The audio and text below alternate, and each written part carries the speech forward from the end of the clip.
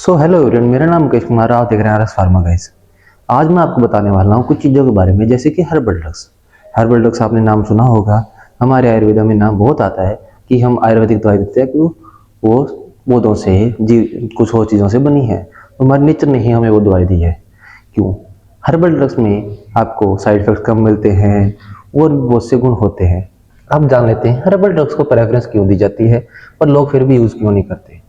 Herbal drug को preference दी जाती है क्योंकि ये बीमारी को जड़ से खत्म करने में, मतलब कि बिल्कुल कोर से दवाई को असर करने में मदद करती है कि आपकी जो बीमारी है वो बिल्कुल ही खत्म हो जाए।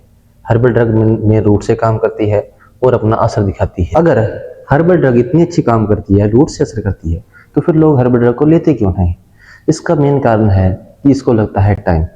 जो हमारी अदर मेडिसिन होती है वो इतना टाइम कंज्यूम नहीं करती according to herbal drug. Herbal drug को टाइम ज़्यादा लगता है। वो अलग मेडिसिन में एलोपैथिक हो गई या दूसरी मेडिसिन हो गई, उससे ज़्यादा समय लगता है, पर ये रूट से असर करती है। और लोग सोचते हैं इसका जल्दी असर कर लेते हैं, जल्दी असर कर लिया हम इंग्लिश दवाई ले लेते हैं तो क्या हम ये जल्दी ठीक हो जाएंगे। क्या सही है या नहीं, ये भी एक सवाल है। लोग सोचते हैं कि हम जल्दी ठीक हो जाएं, फिर ये क्या ठीक रहेगी इंग्लिश दवाइयाँ?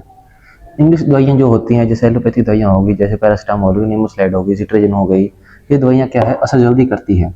पर इनका यूज़ होता है जब इमरजेंसी केसेस में। जैसे कि आप मान लीजिए आजकल हॉस्पिटल में क्या यूज़ होने लगा है। आज हॉस्पिटल में पहले इंग्लिश दवाई दी जाती है, जैसे पैरासिटामोल, जो पेन किलर हो गई, कुछ हो गई, कोई चीज़ हो गई, ऑपरेशन हो रहा है, कुछ भी हो रहा है, उसके बाद आयुर्वेदिक शुरू हो जाती है। क्यों?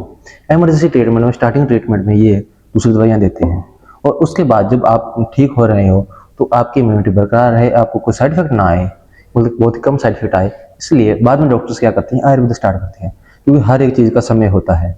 अगर हम पहले एलोपैथिक या दूसरी दवाइयाँ दे दें और उसके बाद आयुर्वेदिक शुरू करें, तो एक तो जो असर हो गया वो जल्दी एक बार में मेडिसिन दिखा दिया, अब असर कम करने के टाइम हमने आयुर्वेदिक शुरू कर दी, आयुर्वेदिक हम अपना असर दिखाती रहेगी और बीमारी को जड़ से खत्म कर देगी। आजकल डॉक्टर्स आयुर्वेदा भी यूज़ करने लगे हैं साथ के साथ, इसलिए अब आयुर्वेदा का भी यूज़ हो रहा है।